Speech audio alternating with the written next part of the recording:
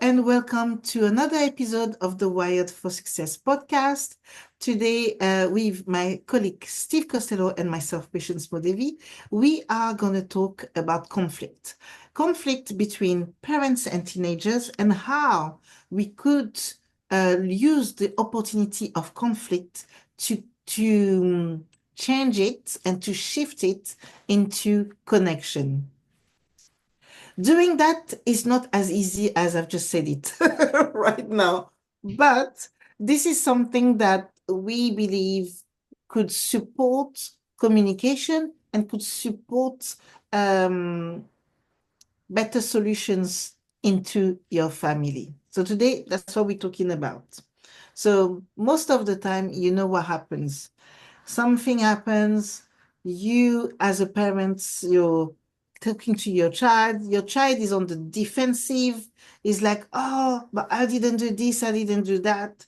Steve and I were just talking about it. It becomes like ping pong, one after the other. Everybody wants to answer to the other person. And often, as a parent, your ego can just come out and go like, well, to just finish this argument, I'm gonna put my foot down, and this is my house, so this is my rules, and it's over. You can't say anything else after that.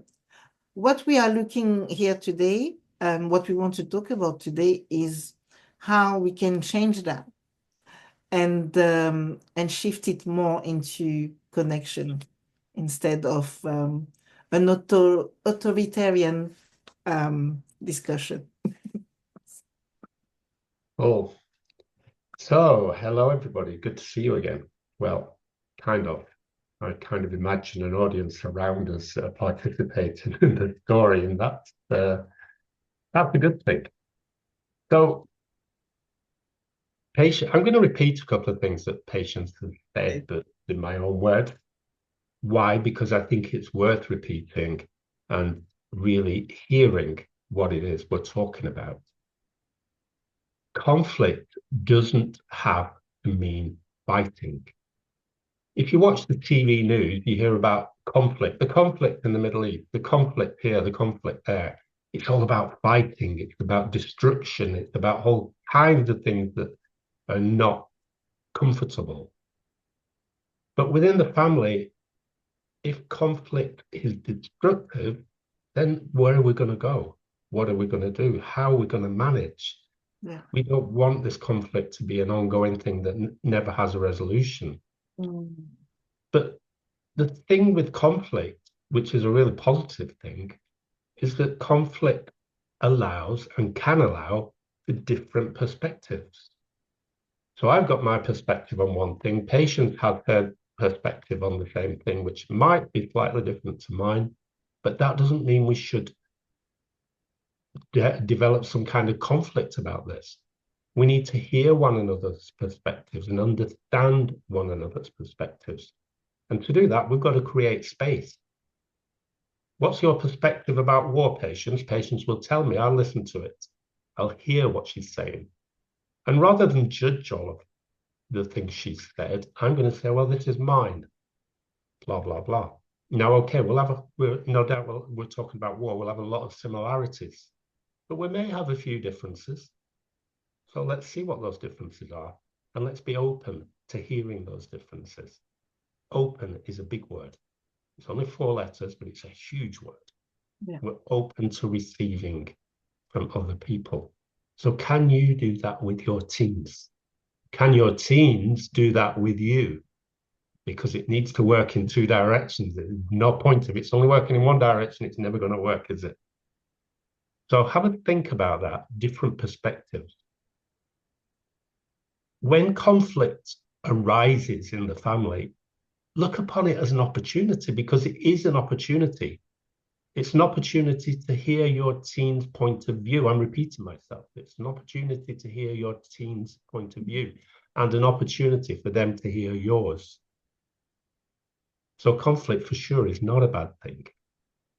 So let's try and reframe conflict as a chance to understand one another better, more deeply, and so on. Let's think about it from those points of view. Patients shared a neuro-linguistic programming exercise a few moments ago. So I think it's worth going back to that patient. What do you think? Yeah, recently with a client of mine, I she was talking about what was happening between her and her mom, and she felt that her mom was really unfair to her. So what we did is we did this exercise where we visualized um herself in her mom's shoes and how she would react or what she was thinking or what was the mom thinking. That opened up the door to more empathy and also more understanding of like, okay, again, perspective. This is my perspective of how I feel. But if I was in my mom's shoes, I would probably feel this.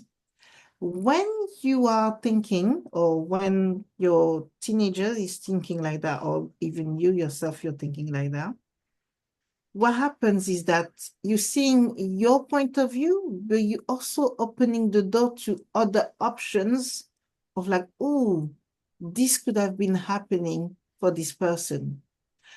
And in the visualization, there's a question that I always ask is, do you feel that this person was doing something malignant towards you? Was that person doing something to hurt you? Or do you think that person came from a point of view where they were trying to help you? And this completely shifts the perspective, we again on that word, the perspective in which you feel you've been wronged, if we can say it like that. Yeah. Yeah, brilliant. It's a great exercise. If anybody needs more detail about that particular exercise, no problem. Drop a comment, send us a direct message, and we will get back to you. And that too gives me the opportunity to talk about the free group that's starting on the 27th of January. The free group will be, it's invite only. So the way to get your invite is to comment, I'd like to join the free group, or send a direct message, send comments, and we'll send you the details of how to get in there. It's a free group with limited numbers.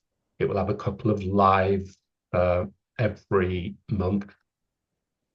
And it's there to talk about the issues that affect parents of teens and teams of parents, although we're really only inviting parents into this particular one. So it's a good opportunity. And there we can talk about perspective. We can share these exercises in more detail. Indeed, we can actually run through the exercises so that people get the chance to practice because they are worth practicing. Yeah. So one of the things that happens with conflict is that, let's say, for example, somebody will say something and the person hearing it will react. Boom. No, that's right. I don't agree. Whatever. So they will react. They react without pausing, without taking a breath, and suddenly we're into an argument. And the opportunity gets lost. The opportunity for growth, better understanding, connection, all of those things, they get lost because we're embroiled in this conflict situation. So here's something that we can all practice. So when conflict happens, just stop. Just hold it for an instant. Stop. Take a breath. Be very specific about that breath. Breathe it in through your nose. Hold the breath. And gently is important. Let it out through the mouth. And then ask, if you're the parent of a teen, what is my teen really trying to say? What is it? What are they saying to me? And then when you work that out a little bit, respond. So responses are gentle, they're not fast, hard, noisy reactions. They're gentle, just a gentle response. Show them the value of their perspective. And if your perspective differs, say, hey, my perspective isn't quite the same as yours. Let's have a think about it for a minute. So we're bringing the temperature down considerably. We're not getting defensive. What happens when you get defensive? Your shoulders go up, you got tense, and you want to fight. Okay, it might not be a physical fight, but that's what happens when we get defensive. So take that breath. And teams too need to take the same breath and respond rather than react. Can we talk about this calmly? Is a great question, because that does bring the heat down as well. Mm. And one thing that I think is important, and I'm going to be quiet after this, we're members of the same team, parents and teens, same team. So we need to treat each other as teammates, not adversaries. We're not going to choose our guns and shoot it out at dawn and all of that stuff. We're teammates. So how do we work together? That's what we want to be working out. Okay, Patience, back to you. I love what you said. I think one thing that is really basic, and we often, I'm sure we've talked about that before, but we often miss that, is really coming back to the basic of active listening. Okay, what is this person? What is the other person trying to communicate really? Not just with the words, but communicate in terms of what they're feeling, where they're at. Because conflict will go from 0 to 10 if you are already in an environment that is conducive of the fight. You're upset, you're tired, you're angry, there's so many things going on. That's going to go 0 to 10. What's happening around?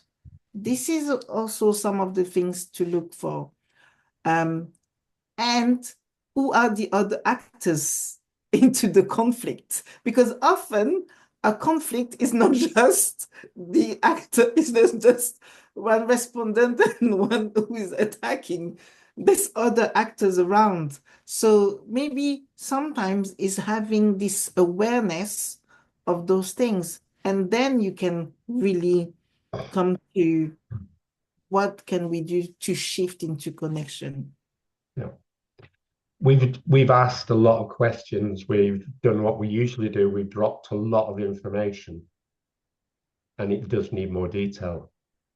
For sure, the free group is a place where that is going to happen, but it can also happen here too if you comment. You leave a thought, leave a question, whatever you need to do, and let's generate some dialogue, because dialogue is helpful. Different perspectives are helpful. Yes, definitely. And like Steve said, you can DM us, you can comment onto the video under the video, but you can also join the group. And if you feel that you need more support, straight away, you can just contact us so that we can work with yourself or with your teenagers to support this connection. Yeah. So we are here for you. Absolutely. Okay, thank you, everybody. We'll see you again on the next Wired for Success podcast. Thank you. Bye. Bye.